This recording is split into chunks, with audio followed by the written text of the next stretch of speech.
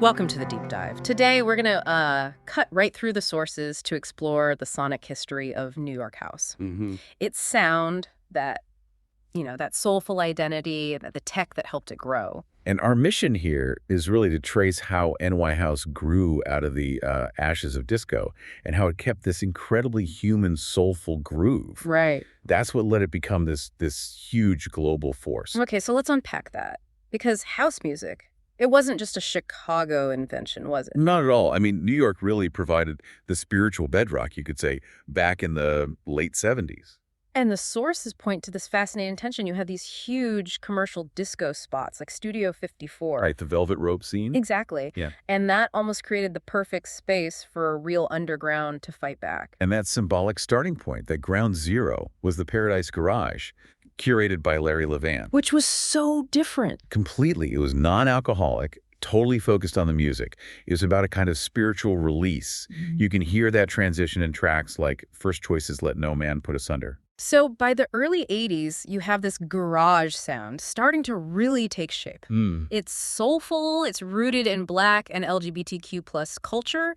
So how does it stay distinct from what was happening in Chicago? Did it find its own lane immediately? It absolutely did. Right. While Chicago was getting into, these raw acid lines, the New York sound was pulling from gospel, from these deep chord changes. Which required different tools, I imagine. A huge technological shift.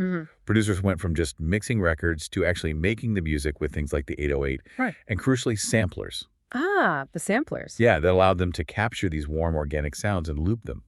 That's where you get that human rhythm, that feel you hear on a classic like the Beach Boys' Don't Make Me Wait.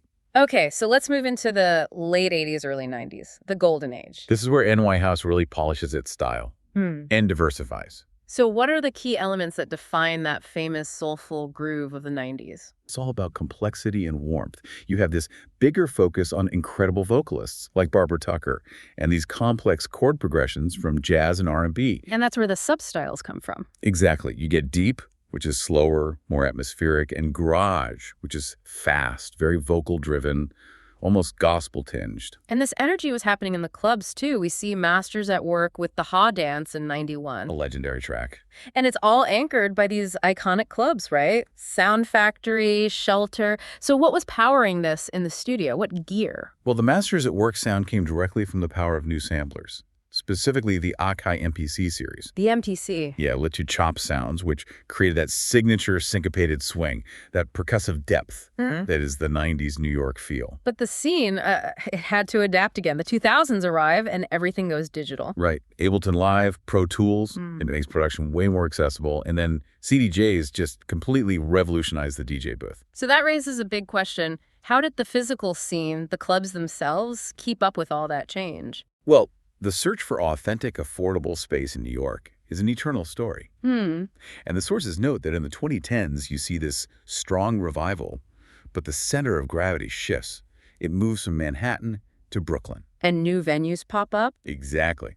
Places like Output and nowadays became the new hubs for that deep and soulful revival, hosting everyone from Honey Dijon to Louis Vega. So today, the scene is kind of a hybrid.